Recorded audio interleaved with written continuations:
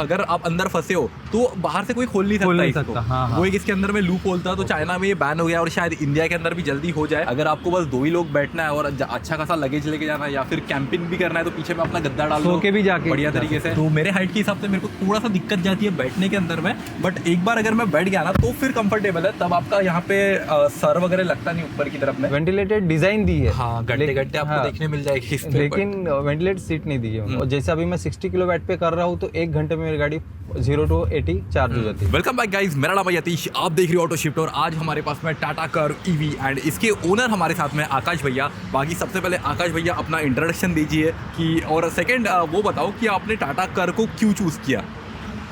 हाय, मेरा नाम आकाश इंगोले, मैं प्रोफेशन से बिजनेसमैन हूँ। टाटा कर्व इसलिए चुना मैंने, इससे पहले भी मेरे पास जो गाड़ी थी वो भी टाटा थी, इसके बाद भी लूंगा तो टाटा ही लूंगा। यार टाटा के कट्टर फैन है, ऐसा पकड़ सकते हो आप। हाँ, एंड बिल्कुल। सेकंड वो बताओ कि ईवी क्यों ली। इसमें टाटा कर्व शायद उस टाइम पे पेट्रोल वाली भी आती थी। हाँ, मुझे ईवी ही लेना था क्योंकि जैसे डीजल में जितना ज़्यादा खर्चा आता है इसमें कम आता, 50% इसके लिए लिया। और मेरा थोड़ा ड्राइव ज़्यादा है। एंड कर्व ईवी में ऐसा क्या लगा, शायद उस टाइम पे टियागो में भी आता था ईवी का ऑप्शन टाटा की अगर देखे तो लुक वाइज। एंड बाकी ब्रांड की तरफ में आपको जाना ही नहीं था शायद, या आपने चला के ही नहीं देखा ऐसा। बाकी ब्रांड भी गया मैं, लेकिन इसका मोस्ट अच्छा पार्ट वो था कि इन्होंने लाइफ टाइम बैटरी दी है। हाँ, बैटरी की वारंटी शायद इस पे लाइफ टाइम है। अब सेकंड बताओ, आपको जब आपने इसको खरीदा तो आपको ऑन रोड प्राइस यानी आपको कितना पैसा देना पड़ा। गया था तो 24 ऑन रोड था और मुझे कुछ डिस्काउंट मिला 1-1.5 लाख 2 लाख का सब्सिडी। तो मोटा मोटा 22 लाख की टॉप मॉडल है शायद। तो टॉप मॉडल आपको 22 लाख का पड़ा है। अब शायद और डिस्काउंट हो गया है जहाँ तक मुझे अभी 3 लाख का है शायद। ओके, तो अभी आपको और डिस्काउंट मिल जाएगा। अब बाकी गाड़ी की बात करते हैं, ये आपको कितना रेंज देती है सबसे पहले वो बता दीजिए, एंड कंपनी कितना क्लेम करती है। कंपनी क्लेम करती है 580 और जो ऑन रोड देती है ये वो 400। मतलब इको मोड के अंदर 420 देती, सिटी मोड के अंदर 400 देती, और अगर स्पोर्ट मोड पे अपन ड्राइव कर रहे हैं तो 350, और वो भी अगर ज़्यादा ही 120 के ऊपर भगा रहे हैं अपन तो शायद 300 भी दे देगी। ओके, लंबा ट्रैवल करना है तो फिर आपको थोड़ा सोच के चलाना पड़ेगा और देखना पड़ेगा कि ऑन द वे किधर में आपको। और एक चीज़ है, अगर विदाउट एसी में चला रहे तो रेंज ज़्यादा देती है। हाँ, वो तो डेफिनेटली। हाँ, जितना फीचर्स यूज करेंगे अपन। कार इतनी बड़ी कोई ले रहा अगर तो बिना एसी के तो चलाएगा नहीं। और इधर पे ऐसी गर्मी होती है, तो मुझे अब वो बता दो, एसी की बात जब निकली है तो इसका एसी कितना पावरफुल है। बिकॉज स्ट्रॉन्ग है, बहुत अच्छा है। हाँ, वो तो हम जब अभी बैठ के आए तभी हमको फील हो गया था। अब नेक्स्ट मुझे बताओ कार के अंदर में क्या क्या फीचर्स है। जैसे सबसे पहले अगर मैं दिखा दूं तो यहाँ पे आपको मिलता है फ्लश डोर हैंडल्स मिलते हैं। जो डोर हैंडल है ये तो अगर आप कोई स्ट्रेंजर है या कोई ऐसे बुजुर्ग लोग आपकी गाड़ी में बैठ रहे हैं, शायद उनको खोलने में दिक्कत है, तो वो एक इसके अंदर में आप प्रॉब्लम बोल सकते हो टाटा कार के अंदर में, या बाकी जो भी फ्लश डोर वाले हैंडल्स आते हैं। अब मैं आपको कार के आगे में जो फ्रंट स्टोरेज स्पेस है वो भी एक बार चेक कराते हैं, क्योंकि यहाँ पे आपको डेफिनेटली इंजन नहीं मिलने वाला है। एंड इसकी जो बैटरी है वो शायद नीचे की तरफ में माउंट होती है। तो फ्लोर बोर्ड पे तो आगे में आपको स्टोरेज स्पेस मिल जाती है। तो कोई इसको यूज़ वगैरह करते हो कि बस पीछे वाला यूज़ होता है, आगे वाला बस? नहीं, होता है आगे वाला भी यूज़, अगर पुलिस वाले से कुछ छुपाना होता है। हाँ।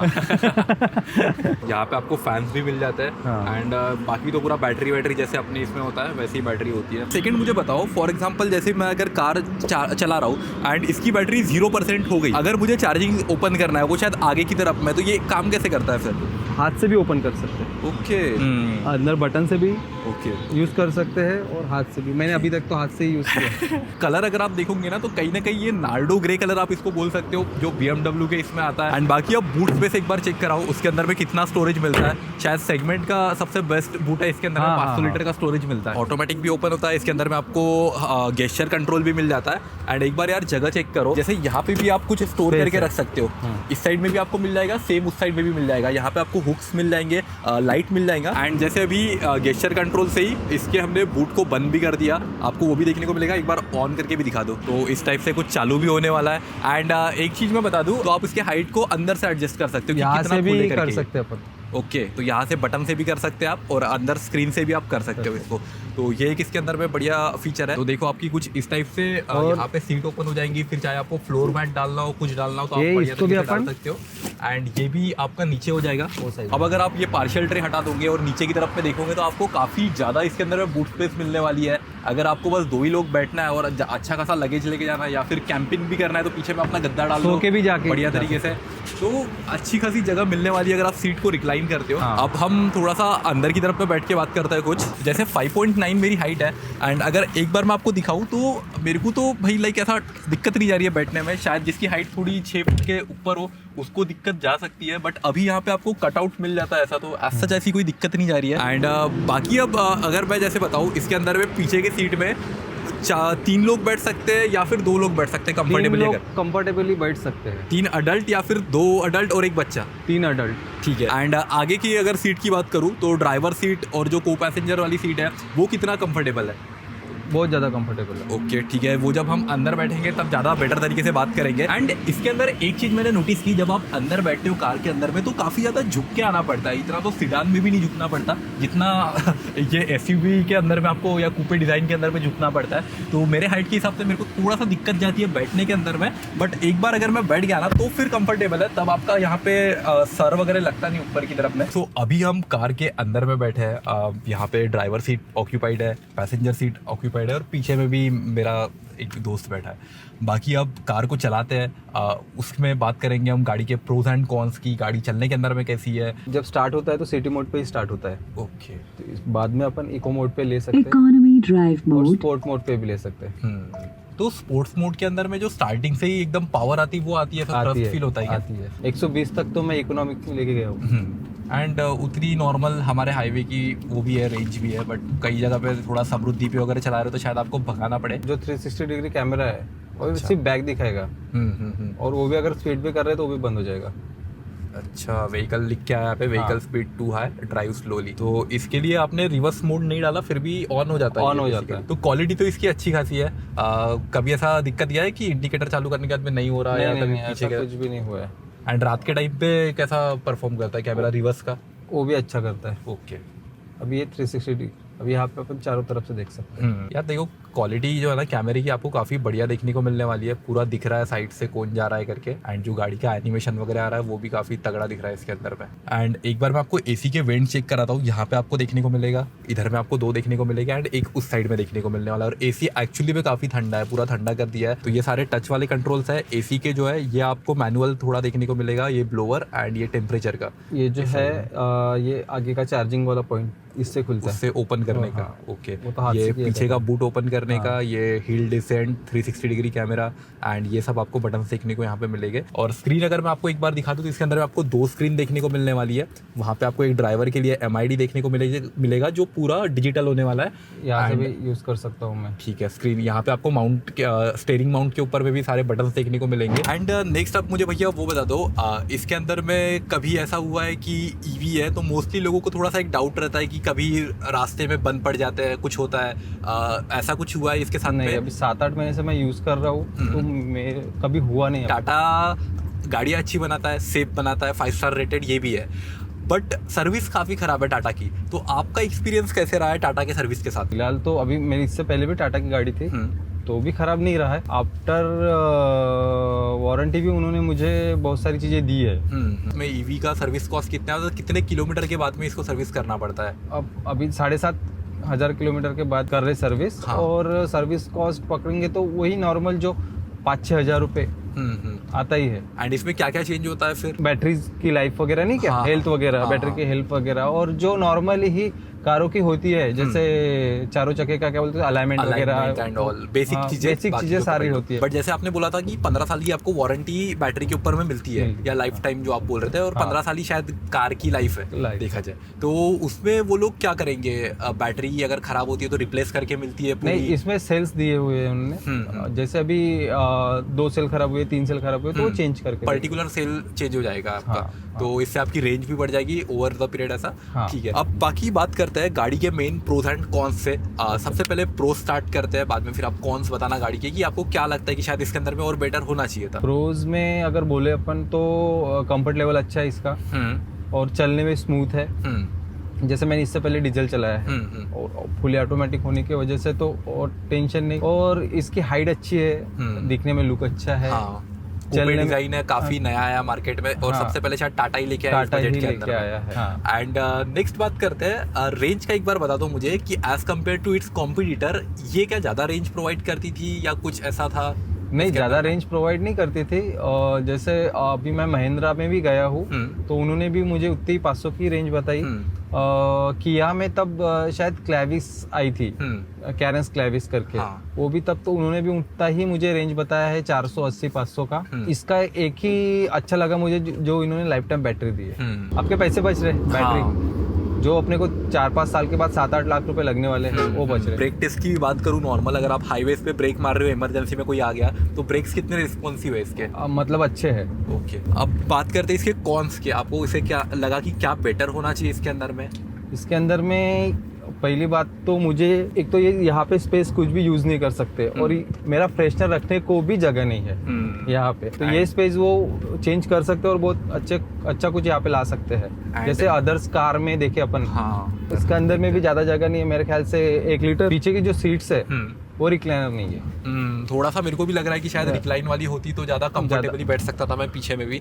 और जो अभी इतना अपन टॉप एंड वेरिएंट ले रहे हैं, 2 आगे की सीट उन्होंने वेंटिलेटेड दिए है, तो पीछे की भी सीट वेंटिलेटेड चाहिए थी। उन्होंने सिर्फ वेंटिलेटेड डिजाइन दी है, घंटे आपको देखने मिल जाएगी इसमें, लेकिन वेंटिलेटेड सीट नहीं दी है उन्होंने। बाद में वो स्क्रीन भी जैसे दूसरे गाड़ियों में देखे तो 2-3 स्क्रीन दी हुई है, तो थोड़ा सा लगता है अब जैसे इसी को पैसेंजर को भी अपन स्क्रीन वो कुछ देख सके, कुछ भी कर सके। तो अब वो आपको मिल जाएगा शायद XCV9 के अंदर मिल जाएगा महिंद्रा के, शायद B6 और अभी इसमें भी आया शायद क्या बोलते उसको, सियारा में। तो सियारा तो वही है, थोड़ा अगर आप वेट करते तो शायद आपको मिल जाते, लेकिन सियारा ये भी नहीं है। मतलब फीचर्स वाइज बोले तो कार में फीचर्स बहुत कम, और अगर कंपनी 580 क्लेम कर रही है तो फिर उसका एवरेज भी 580 से एकदम 400, कम से कम 500 तो देने को हो ना। अभी उनका कुछ नॉब होगा कि 50 मतलब 50 के स्पीड से गाड़ी चलाओ, तो कोई नहीं चला सकता। कार 50 की स्पीड से ले गए क्यों, बाइक ले लूंगा मैं। बट जैसे अगर आप फैमिली को लेके जा रहे हो, अगर आप लेके भी गए होगे मम्मी पापा को वगैरह, तो उनके हिसाब से ये गाड़ी कैसी है? कंफर्ट वाइज पकड़ लूँ, लॉन्ग टूर्स के हिसाब से सीट कितने वो है, चढ़ने उतरने में कितनी दिक्कत जाती है अगर आपकी मम्मी की थोड़ी एज ज़्यादा, या अगर ओल्ड पेरेंट्स कोई बैठ रहे हैं तो उनके हिसाब से कैसी है? फिलहाल तो इतने ओल्ड कोई बैठे नहीं, लेकिन फिर भी उनके हिसाब से तो अच्छी है गाड़ी। यानी हाइट वाइट ऐसा कोई दिक्कत नहीं चढ़ने में? हाँ, उनको हाइट, जैसे जिनकी हाइट कम है उनको थोड़े चढ़ने में दिक्कत जाती। तो फाइनल मेरा एक क्वेश्चन है, अगर मैं सोच रहा हूँ जैसे मार्केट में इसकी कॉम्पिटिटर आ गई है महिंद्रा की B6 एंड क्रेटा आ गई है, तो क्या मुझे टाटा कर्व की तरफ जाना चाहिए? अगर मैं 2026 के अंदर में सोच रहा हूँ एक इलेक्ट्रिक व्हीकल खरीदने की, जिसका मेरा बजट है 20 लाख 25 लाख, अगर मैं टॉप वेरिएंट सोच रहा हूँ, तो क्या मुझे इसके तरफ जाना चाहिए या फिर दूसरे जो इसके कॉम्पिटिटर है उनके तरफ में मुझे शिफ्ट होना चाहिए? मेरा एक्सपीरियंस, जैसे मैंने इसी को चलाया हूँ और उन बाकी सबके रिव्यूज देखा है। जैसे B6 का रिव्यू जो अपना क्या नाम है, जो बाइकर है उन्होंने डाले थे। ओके। हाँ, तो अच्छे रिव्यूज नहीं थे। अभी ये मैं खुद चला रहा हूँ तो मुझे इसके मैं रिव्यूज दूंगा तो अच्छे दूंगा, 5 स्टार ही दूंगा। गाड़ी अच्छी है, चलाने में अच्छी है, अगर लेना है सबको तो ये ले सकते हैं, बेस्ट है। क्योंकि आपको जैसे बैटरी का खर्चा 7-8 लाख रुपए 5-6 साल के बाद देना ही पड़ेगा, इसमें वो नहीं है, क्योंकि 15 साल की लाइफ टाइम वारंटी दे ही रहे। टाटा वाले ने चेंजेस करने को होना थोड़े फीचर्स, अभी अगर शायद इसका फेसलिफ्ट आए या कुछ आए तो उसके अंदर में जो कमियां है वो पूरी हो जाए तो फिर वैल्यू फॉर मनी बन जाएगी। हाँ, वैल्यू फॉर मनी। एक चीज़ मुझे पूछना था, अगर मैं इसको जैसे घर पे चार्ज करता हूँ तो मुझे कितने यूनिट लगते हैं, वो एक मुझे पूछना था। और अगर मैं बाहर चार्ज करता हूँ फास्ट चार्जर पे जो रोड पे होते हैं, वहाँ पे कॉस्टिंग बता दो। थोड़ा हाई रहता है, तो 30 किलोवाट 60 किलोवाट नहीं क्या, बैटरी देख के तो मशीन्स देख के। तो जैसे अभी मैं 60 किलोवाट पे कर रहा हूँ तो 1 घंटे में मेरी गाड़ी 0 to 80 चार्ज हो जाती है, और अगर 30 किलोवाट पे कर रहा हूँ तो 0 to 80 1.5 घंटे में चार्ज हो जाती। तो उसके हिसाब से उनके यूनिट भी रहते हैं। सपोज जैसे मेरा 55 किलोवाट की बैटरी है तो 55 किलोवाट बोले तो 55 यूनिट लगेंगे मुझे। अभी घर पे भी चार्ज कर रहे हैं तो भी उतने ही यूनिट लगना है। लेकिन इतना है कि घर पे जो चार्जर है वो अपना 7.5 किलोवाट का रहता, तो उसमें 7-8 घंटे लग जाते हैं 0 to 80% चार्ज करने को। तो अगर बाहर जा रहे हैं तो अपन स्पीड वाले ही चार्जर से चार्ज करेंगे, तो उसमें 1 घंटा पूरा था, ऐसा कुछ नहीं, अगर पैसे बचाना है तो। पर मैं आपको सनरूफ भी भैया ओपन करके दिखा दो, पीछे वाले पैसेंजर को कैसा व्यू आता है। ऊपर वाला ब्लाइंडर ओपन किया है तो कुछ इस टाइप का कार के अंदर में लाइट आने वाला है बढ़िया सा। बट देखो यार, अभी जैसे धूप हो रही है ना तो सनरूफ कोई सेंस नहीं बनाता, अगर मैं बताऊँ सच तो इंडिया के अंदर में। बट ठीक है, कार दे रही है, अगर नहीं देगी तो शायद बिकेंगी भी नहीं इनके और कारें फिर। मुझे मेरे ख्याल से तो सनरूफ थोड़ा बड़ा देने को होना था। हाँ, जैसे मतलब पीछे वाले वाला को बंदा बाहर नहीं निकल सकता इसके अंदर में। क्रेटा को, सियारा को जो दिया है अभी सनरूफ, हाँ। सियारा का सनरूफ बड़ा है। चार्जिंग स्टेशन में हर एक कंपनी का अलग अलग चार्जेस है। जैसे अभी भारत पेट्रोलियम का है जो ड्राइव ऐप है, उसका जो चार्ज है वो 14 रुपये यूनिट है। और सेम अगर HP का करते हैं अपन तो उसका 17 रुपये यूनिट है। वही अगर टाटा में चार्जिंग करने जाएंगे तो टाटा का 21-22 रुपये यूनिट प्लस टैक्सेस। और सबसे ज़्यादा जियो का 26 रुपये प्लस टैक्सेस। तो उसमें भी आपको पैसे बचाने वाला। एंड और अगर अगर बताओ, जैसे मैं होटल पे रुक रहा हूँ कहीं खाना खाने के लिए, वहाँ पे जो होते हैं वो किस कंपनी के होते हैं फिर? वो उन्होंने कौन से कंपनी के लगाए हैं उस पर। अभी मैं मोस्ट ऑफ गया हूँ तो मुझे वहाँ पे इसके मिले हैं जियो के। और मैंने ऐसे सुना है, अभी तक तो यूज़ नहीं किया, कि इलेक्ट्रिसिटी अपना नागपुर महाराष्ट्र नहीं क्या, हाँ, इलेक्ट्रिसिटी बोर्ड से भी अपने को अलग से इसका मीटर मिल जाता। अच्छा, EV मीटर करके घर पे लगाने के लिए। तो उसका जो यूनिट है वो 7 रुपये चार्ज करके, ऐसे मैंने सुना हो। तो उससे क्या सस्ता पड़ता है? सस्ता मतलब अच्छा। अपना कैसे है, अगर अपना घर का अगर नॉर्मली अपन यूज करते 0 to 100 तो 10 रुपीज, फिर 100 to 200 13 रुपीज, ऐसे बढ़ता है। लेकिन इसका कांस्टेंट रहता 7 रुपये यूनिट, कितना भी यूज करो आप। एंड जिनके यहाँ पे सोलर है उनको तो और एडवांटेज सोलर है तो फिर बहुत ज्यादा एडवांटेज है, पैसे ही नहीं लगते। ईवी तो उनके लिए फिर वर्थ है। हाँ, एक बाइक खरीद लो ईवी, या स्कूटर खरीद लो एक बढ़िया सिटी में घूमने के लिए, और बाहर के लिए कार खरीद लो एक इलेक्ट्रिक वाली, पूरा पैसा ही बचने वाला है भाई। जैसे टाटा वोल्ट यूज करता था तो मेरा महीने का डीजल का खर्चा था 25 से 30 हज़ार रुपये। अच्छा, क्योंकि मेरा बिजनेस है, मुझे ट्रैवल ज़्यादा करना पड़ता। हाँ। हर 2 दिन के बाद मैं मतलब 200-300 किलोमीटर ट्रैवल करता ही हूँ। तो जो 25 से 30 हज़ार रुपये मेरा खर्चा था वो यहाँ पे आधा हो चुका है। मतलब 10 से 12-15 हज़ार तक हो चुका है। तो उतना ही फिर मैं EMI भर रहा हूँ गाड़ी की। वो है क्योंकि ईवीज अगर आप इनिशियल कॉस्ट जो होती है as compare to ICE vehicles, वो थोड़ी ज्यादा होती है, ये थोड़ी महंगी पड़ती है आपको। हाँ। बट वो फिर आपका इधर कवर हो जाता है। अगर आपका ट्रैवल ज्यादा है तो ईवी लो, अगर आपका ऐसा है कि घर पे ही रखना है तो फिर तो ईवी सेंस नहीं बनाती। हाँ, सेंस ही नहीं बनाती। अगर रोज का आपका 100 किलोमीटर ट्रैवल है तो आपको ईवी बहुत पुराती है, या तो 50 तो भी। हाँ, वो तो है क्योंकि गाड़ी वीक में एक बार तो भी 100% चार्ज होना चाहिए ईवी, ऐसे कंपनी ने बोला है। अगर अपन ज्यादातर फास्ट चार्जर से ही यूज कर रहे हैं तो फिर वो वारंटी नहीं देती। हाँ, बिकॉज कैसे सेल्स फिर जल्दी डिग्रेड हो जाएंगे। हाँ। तो फोन का भी वैसा ही होता है, अगर आप ज़्यादा फास्ट चार्जिंग से करते हो तो उसकी बैटरी हेल्थ खराब हो जाती है थोड़ी जल्दी। तो कोशिश करना कि जब इमरजेंसी में ही आप कर रहे हो, और शायद फास्ट चार्जिंग आपको महंगी भी पड़ती है, बेटर ऐसा है कि घर पे जब हो तो घर पे ही कर लो चार्ज स्लो चार्जर से। अगर अपन कहीं बाहर जा रहे हैं और इमरजेंसी है तब तो यूज करना ही पड़ेगा, ऑप्शन नहीं है। तो आई होप सो जो भी आपके क्वेश्चंस होंगे टाटा कर्व को लेकर, ईवी को लेकर, हमने क्लियर कर दिया है। अगर आपको फिर भी कुछ क्वेश्चंस है तो आप कमेंट सेक्शन के अंदर में पूछ सकते हो। मेरा नाम है यतीश, आप देख रहे हो ऑटो शिफ्ट। मिलते हैं जल्दी नेक्स्ट वीडियो में।